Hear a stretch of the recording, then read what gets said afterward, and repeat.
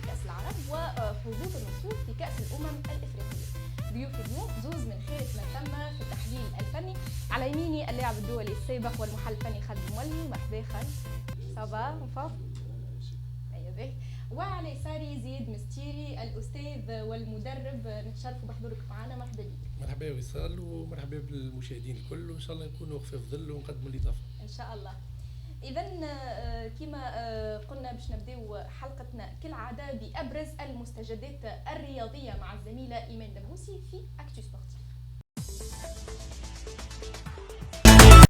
مرحبا بكم من جديد ومرحبا بكل من التحق بنا توا. نبداو مباشرة في الجزء الأول من حصتنا، نحكيو على الكأس العربية واللي يهمنا فيها منتخبنا الوطني. هيك نتفرجوا مع بعضنا على ملخص لمشوار النصور في مونديال العرب فيفا 2021 من إعداد الزميلة نسرين بريك. إذا كما نقولوا وصلنا العين وما شربناش. خالد، ما هو تقييمك العام لأداء العناصر الوطنية في الكوبا؟ شوف، كي توصل النهائي ديجا حاجة باهية. ما نجمش يكون فريق وصل للعب دور النهائي ما عندوش الميريت، لا فما الميريت اللي الوصول للدور هذاك وتلعب دور النهائي. لكن الحقيقة الباساج نتاعنا في الدورة الكل كان في ديو ديبا. بدينا الكومبيتيسيون كيما يلزم، انتصار كبير، ومن بعد صارت الهزيمة ضد سوريا واللي كانت الحقيقة مفاجأة ومخيبة للأمال، خلتنا نعاودوا نراجعوا حساباتنا. المنتخب من بعد من أبارتير من المباراة الثالثة ولينا نراو في منتخب اللي على المستويات الكل خذا الأمور بجدية أكثر. على المدرب يعني يستخلص ممكن العبرة نتاع الهزيمة نتاع سوريا، صلح الأغلاط نتاعو، اللاعبين نفس الشيء يتحطوا قدام المسؤوليات نتاعهم. هذاك علاش رينا 3 مقابلات على الأقل كانوا في مستوى باهي، اللي هما إمارات، عمان، مصر. تبقى النهائي.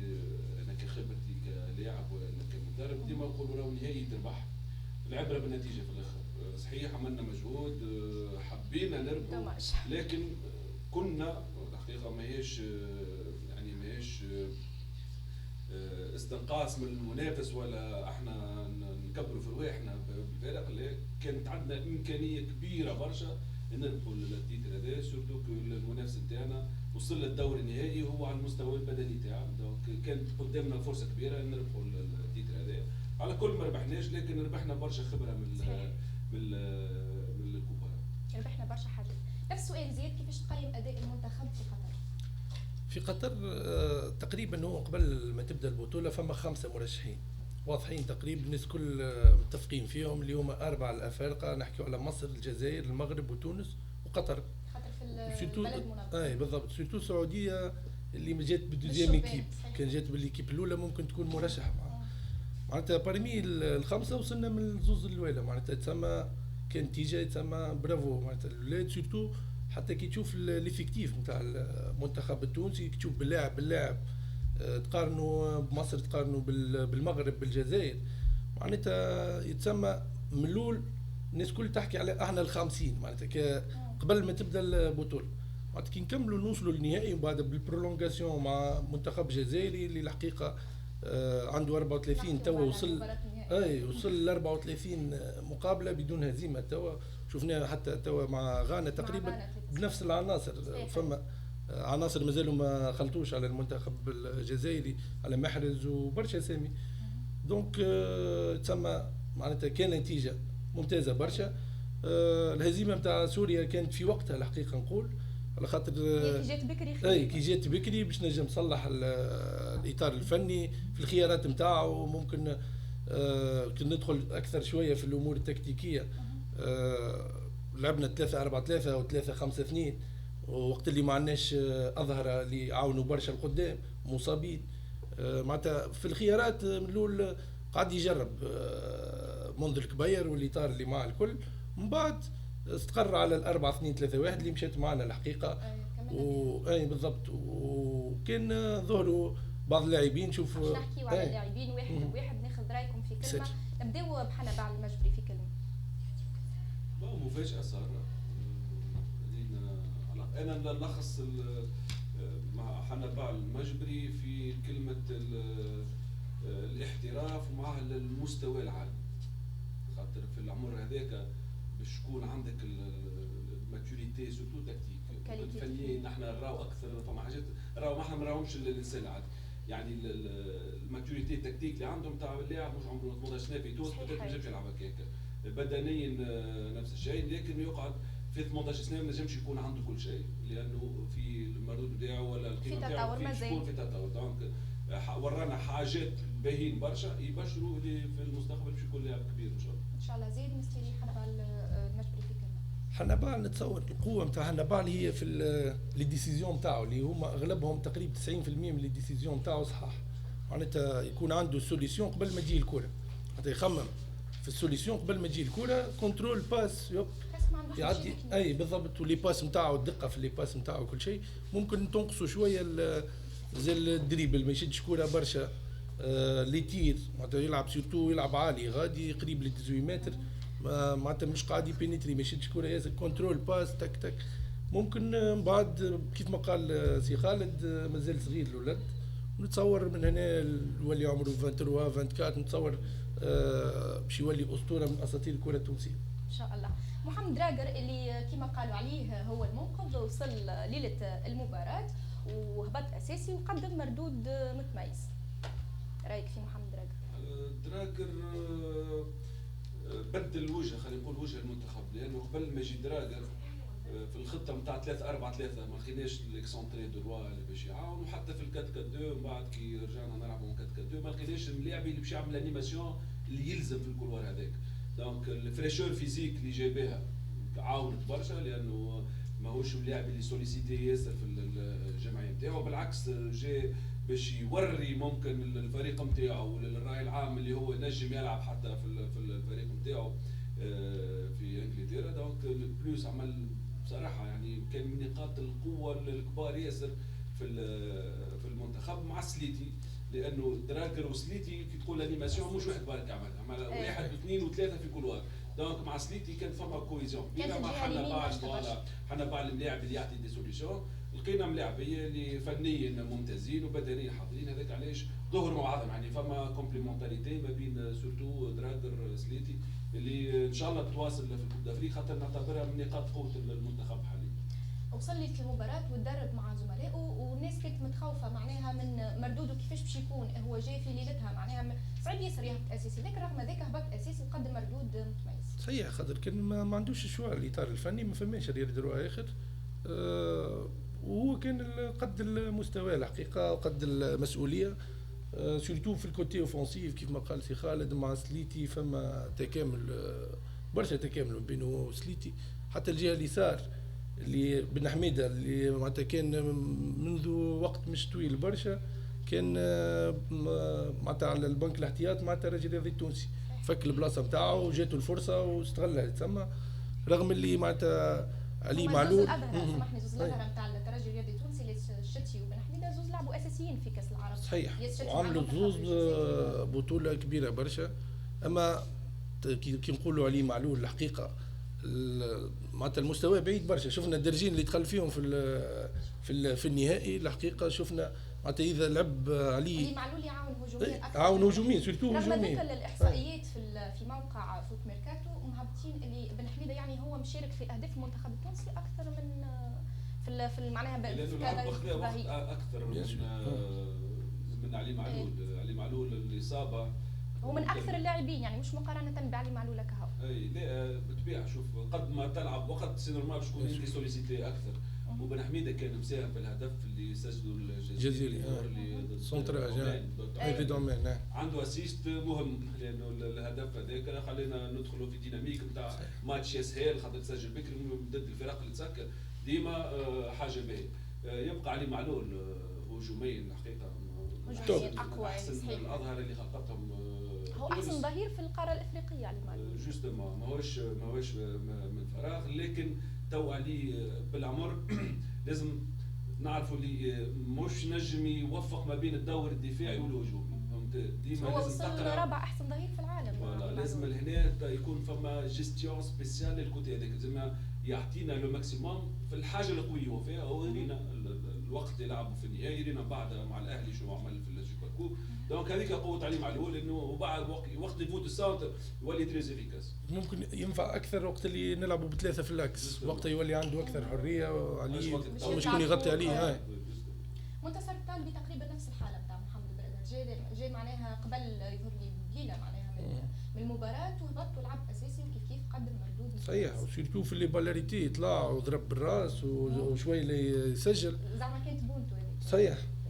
طالبي قاعد معناتها مفاجاه الحقيقه، دفاعيا ممتاز ياسر، قوي في الثنائيات، قوي في الصعود بالكره، تكنيسيان معناتها حتى تحت الضغط ممكن مرياح هو بعد الاصابه. ممكن كانت المشكله نتاع المنتخب التونسي وقت اللي يلعبوا لنا الضغط وسيرتو يضغطوا على مرياح اللي عنده مشاكل في الصعود بالكره وتقريبا يلعبوا عليه، ولا معناتها كل ما تجي الكره عند مرياح تحس اللي الضغط الكل على مرياح، سيرتو وقت اللي يشد كره شويه معناتها اذا شد كره شويه تولي له مشكله، معناتها لازم كنترول يوب وديريكت يخرجها.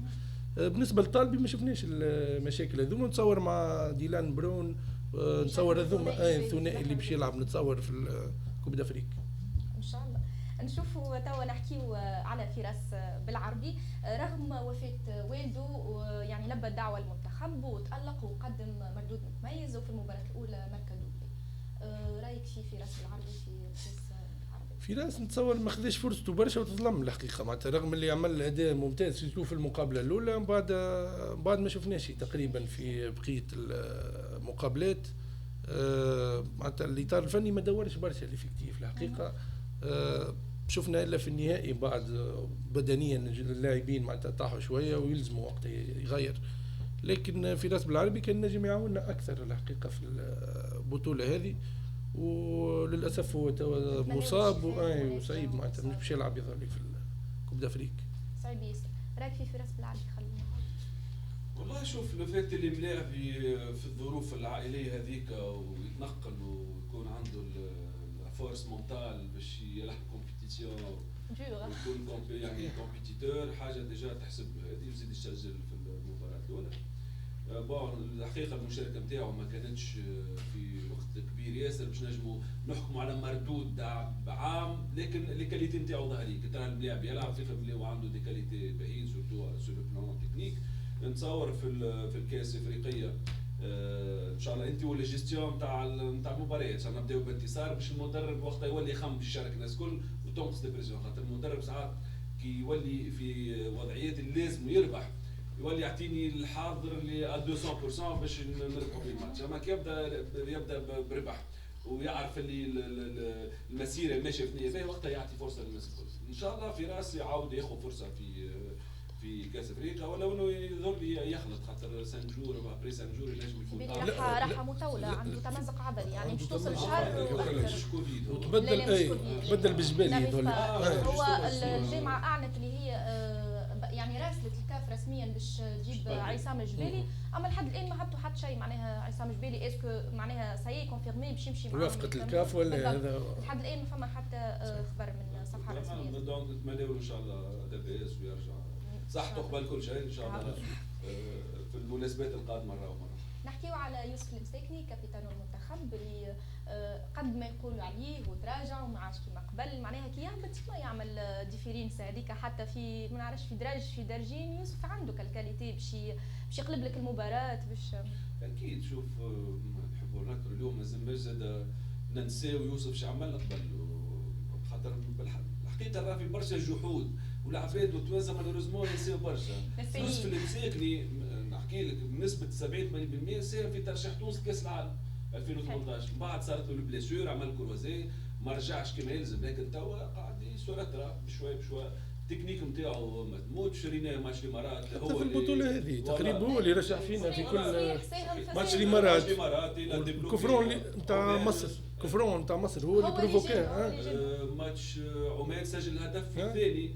دونك يوسف ديما الحقيقه عنده التوش نتاعو تبقى ديما احنا نقولوا فما شك فيه هو، لكن فما اوقات المدرب يعرف كيفاش يستعمله. احنا نلوموا ساعات على مدرب كبير سي يوسف تعب وعلاش موجود في التيران سيرتو في الفينال نورمالمون شونجمون يصير وقت اللي انت ماشي برولونغاسيون والشونجمون يخرج الحنبال وقت تستنين الناس الكل باش يخرج مساكني اللي هو حتى سليكي مازال في فورما وقتها قاعد يعمل في مردود باهي. دونك هنا التوظيف نتاع يوسف لازم يكون باكثر دقه، حد ما يشك في امكانياته، لكن وقت اللي توظفه كيما يلزم سو كي سور يعطيك البلوس. صحيح. محمد امين بن حميد حكينا عليه. دونك كاس العرب زاده لاحظنا فيها عوده الفورمه لمتوسط ميدان الترجي الرياضي التونسي والمنتخب الوطني غيلان الشعلاني، رايك في مردود غيلان الشعلاني؟ غيلان عمل تورنوا ممتاز على الاخر، وين الكره وين هو قوي في لي دويل اغريسيف تكنيكمون تبارك الله عليه، معناتها عمل الحقيقه تورنوا غوله ياسر. وسورتو من الاول الحقيقه الناس معناتها اغلب المحللين واغلب المتابعين يقولوا علاش عيط له اصلا، معناتها كان نجم يعيط لتقاه ولا يعيط مع شكون افضل منه وجاهز خير منه، لكن بالمقابلات الحقيقه بعد المقابله الثانيه سورتو بعد التور الاول شفنا غيلان رجع غيلان تاع قبل، سورتو في غياب السخيري وغياب العيدوني اللي هما معناتها تقريبا الباس تاع وسط الميدان المنتخب التونسي. غيلان معناتها عبى البلاصه وسورتو غطى على سيسي اللي تقريبا كان غايب في التورنوا هذيا، معناتها كان يخدم في الرول نتاعو والرول نتاع سيسي. عمل التورنوا الحقيقه برافو عليه دفاعيا وهجوميا. ناخذ من زيد اللي ختم بسيسي، حكى على سيسي، رايك في تذبذب ولا تراجع مردود فرجين السيسي؟ انت كلاعب معناها كان عايش فتره فراغ اللي مأكد بها، فما حتى ملاعب يراو يكون عنده الستابيليتي الكارير نتاعو الكل، اما انه ملاعبي خير من الملاعبي اللي المده نتاع الباساج الفور نتاعو يكون طويل اطول من الاخر.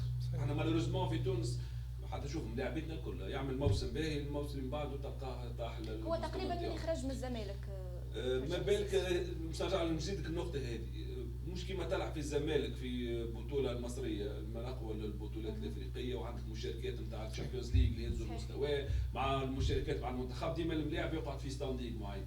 البطوله القطريه يحبوا يركروا فما صحيح 3-4 جماعات باهيين، لكن المنافسين اللي تحتهم الكل مباريات عاديه على الاخر يعني. دونك بالهنا نجموا نفهموا علاش المردود نتاع فرجاني نقص، ولو كيما نقول لك راهو على باز ما فما حتى لاعب يكون كونستون يعني الكارير الكل. فما ديكور نجم يكون عنده مشاكل بدنيه ما نجموش نعرفوا بالضبط، لكن يعني اللي ريناه اللي ماهوش في المستوى العادي على الاقل نتاعو. لهنا من النقاط الاخرين اللي يطرحوا تساؤل للمدرب، لانه كان ينجم يستغنى عليه ويحط لاعب اخر اللي يعطي بلوس، خاطر كيما قال زياد غيلان تحمل المسؤوليه نتاع وسط الميدان بريسك لي ماتش الكل، كان يقسمها مع احد اخر ممكن حتى النجم يعمل مستوانا يكون خير برشا. صحيح. وكنت نستنى يلعب بثلاثه مثلا اذا باش يلعب ساسي، ولا فما سؤال ساسي يلعب كاساسي من بعد يولي برا من الليسته جمله، معناتها لهنا نتسائلوا معناتها انت اي بلاصتو تيتولير من بعد نورمالمون يولي بناكجي من بعد يولي مثلا اورديست مش من اي ديريكت. لان السؤال اذا انت مش مقتنع به علاش يقعد يلعب حتى للنهائي؟ والحقيقه معناتها ظهرنا في المقابلات الاخرى مش قاعد يفك، مش قاعد يضغط، حتى في الصعود بالكره وبين الهجمه من الخلف فكولوا كرات وكانت نجم تكون خطيره سيرتو ماتش مصر اللي لعبت الضغط العالي. معناتها لهنا تساؤلات كالعاده الكلمه اللي تختم بها انا ننطلق من ماتش مصر باش نحكيو على نعيم السليتي اللي كان حاسم خاصه في مباراه مصر. رايك في مردود نعيم السليتي؟ لا انا ريتهم الحقيقه من النقاط قوه المنتخب ملي يعني ترسم كاساسي لمباراه الامارات، والاضافه نتاعو الحقيقه كانت واضحه كسوا في الانيماسيون مع درادر، كسوا في المردود الفردي نتاعو اللي هو مهاجم تحب ولا تكره مطالب انك تمشي للمدافع وتفسخ وتعطينا دي بالاريتي وتخلق الاخطار. هذا الكل عملوا سليتي صحيح ما سجلش اهداف، لكن كان وراء الاسيست نتاع الهدف الثاني نتاع عمان والاسيست نتاع هدف مصر دو بالاريتي اللي اعطاونا انتصارات وصلونا للنهائي. تبقى ديما يعني كلامنا ديما يجرنا ويرجعنا للتوظيف نتاع اللاعبيه والجستيون. انا ريت الحقيقه ماتش الجزائر كان ينجم يكمل المباراه ولا حتى لي برولونغاسيون، خاطر هو خذا الدسو على شتي لا حاضر فيزيكمون، خذا الدسو على شتي يعني دو تروا ريبريز يمشي له يدريبل بيه وشتي عنده صفر. يعني دونك لهنا المدرب كان كامل خلص ليتي كان ينجم يخرج حمراء معناها باش يلعب مع الشتي. دونك فما واحد تحت شويه زدت انت كي دراجر مضروب نحيت نقطه القوه بتاعك كل وار كامل بريسك القوه بتاعنا تحت. دونك لهنا انا ديما عايش نقول لك بديت الكلام فوالا كي سالتني ختمت كلامي على البطوله العربيه قلت لك اكسبيريونس نجم تكون تصلح للكوب دافريك، المدرب يراجع برشا حاجات. صحيح. وفما مقابله ماش مقابله النهائي ولا النصف النهائي وقت اللي لعب حنا على الجهه اليمين بعد الاصابه نتاع مرياح، وقت اللي تصاب مرياح اي في النصف النهائي ذولي مباراه مصر بالضبط. بعد اصابه مرياح بدل، كان يلعب 3 زاكسيو رجع لل 4-2-3-1. وقتها كنت نستنى باش يدخل سليتي اللي يلعب كجناح ايمن، قعد تقريبا 40 دقيقه او 50 دقيقه يلعب حنا اللي نعرفه هو موج دريبلور ما يشدش كوره برشا، ما عندوش الخصال نتاع اللاعب اللي يلعب على الكولوار. بالنسبه لسليتي تكنيكمون ممتاز على الاخر دريبلور، لكن موش افيكاس برشا. مثلا كي نحكيو على المساكني كي يشد كوره يدخل ل 18 متر، سليتي يرجع بالكوره يمشي للاعب اوكي في مساحات ضيقه في مع زوز لاعبين يخرج منهم عادي، اما ما يمشيش للكاش. معناتها ساعات تلقى يدريبلي هو فاصل الكاج نتاعو الا باش يرجع بكره، عكس المساكني اللي ينجم يعدي مقابله كامله غايب بعد يهز كوره ويمشي يجيب لك بونتو. معناتها هذا الفرق ما بين سليتي والمساكني تصور. لاعب اخر نجم نقول عليه رجع من بعيد، هيت نشوفوا تقرير عرض شخصيه لهذا اللاعب مع الزميله ايمان دبوسي. إذا كنا نشوفوا في تقرير عرض الشخصية لبلال العيفة، رأيك في بلال العيفة في كلمة خالد الوالي؟ والله الملاعبي اللي رجع من بعيد وقت اللي برشا ناس راهو اللي بلال فيه هو كان عنده قوة الشخصية والقوة الذهنية سورتو انه يعاود يخدم يسار لانس، والحقيقة اللي عملوا الكل يستحقوا ومام تاع يكون درس لبرشا ملاعبي. واضح. زيد مستيري بلال العيفة بلال العيفة الحقيقة مناضل احنا نقول لاعب زاد في الميزان وصل 15 كيلو ولا 10 كيلو بشي نقص اكثر من 15 كيلو في اسبانيا، نقص 15 كيلو في اسبانيا، ومن بعد جات سورتو مع الوقفه نتاع الكورونا هذيك وقعد شادد الفورمه نتاعو. والحقيقه الناس الكل كانت فما برشا كلام قبل بدايه البطوله على الاستدعاء نتاعو، بعد كونفيرما سون فوت سورتو في لي دويل التايمينغ نتاع الانتيسيباسيون نتاعو تعمل الحقيقه الدوره سون فوت. برافو عليه ويعطيه الصحه. نحكيو توا بالخصوص على مباراة النهائي ضد المنتخب الجزائري. حسب رايك زيد ما هي اسباب الهزيمه ضد محاربي الصحراء، رغم اللي كنا قراب من اللقب في بعض الاوقات كانت عندنا افضليه فوق الميدان؟ صحيح. الهزيمه نقول الجزائر خير منا الحقيقه، معناتها شوف عندها رباعي القدام فريمون ما لعبناش خير منهم، لعبنا تكتيكمون خير منهم، عملنا مقابله محترمه برشا، لكن الجزائر عندها الحقيقه رباعي ناري القدام. نحكيو على البلايلي، نحكيو على ابراهيمي بونجاح، معناتها اسماء افضل من الاسماء اللي عندنا الحقيقه معناتها. ومقابله كانت صعيبه برشا وتربحت على ديتاي الحقيقه. جاتنا احنا كره الجزيري